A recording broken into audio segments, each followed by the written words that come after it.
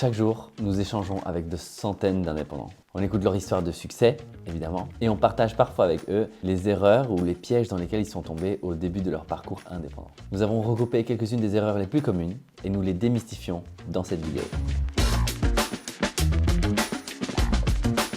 Premier piège dans lequel tombent beaucoup d'indépendants, c'est que une facture émise, même s'il n'est pas encore payé, est taxable.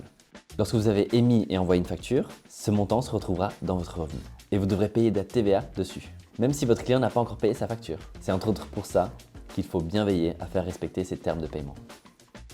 Deuxième erreur, confondre un reçu et une facture. Un reçu, c'est une description de ce que vous avez acheté ainsi que son prix.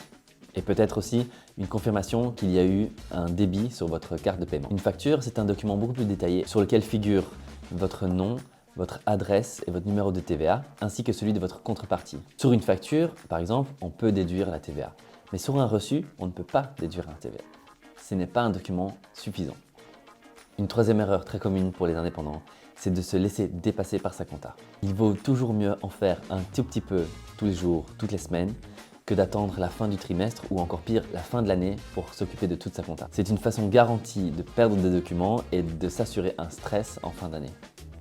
Si vous êtes un franchisé à la TVA, une des erreurs qu'on retrouve souvent, les cotisations sociales ainsi que les impôts sont toujours d'application. Une autre des questions qu'on reçoit souvent, est-ce que les cotisations sociales sont déductibles? Oui, messieurs, dames, les cotisations sociales sont absolument déductibles. Les cotisations sociales sont basées sur vos revenus.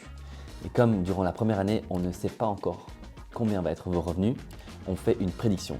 Sur base de cette prédiction, vous paierez des prévisions de cotisations sociales. À la fin de l'exercice comptable, l'année d'après, votre secrétariat social décidera si vous avez payé trop de cotisations sociales ou pas assez. Chez Accountable, nous vous conseillons d'estimer au plus juste. Si vous avez trop payé, on vous remboursera. Et si vous n'avez pas assez payé, vous devrez combler la différence. Encore une question qu'on reçoit souvent, peut-on déduire en frais professionnels les vêtements? Eh bien non, ce n'est que dans de très rares cas qu'on peut déduire les vêtements comme frais professionnels. On pourrait être tenté de voir ça comme un frais de représentation. Il faut être présentable pour ses clients. Mais la réalité est que, à moins d'avoir un vêtement nécessaire pour votre profession, tel qu'une toge pour un avocat ou des blouses pour un médecin, les vêtements ne sont jamais déductibles. Ensuite, terminons avec l'erreur classique. La confusion entre son chiffre d'affaires TVA comprise et son bénéfice net.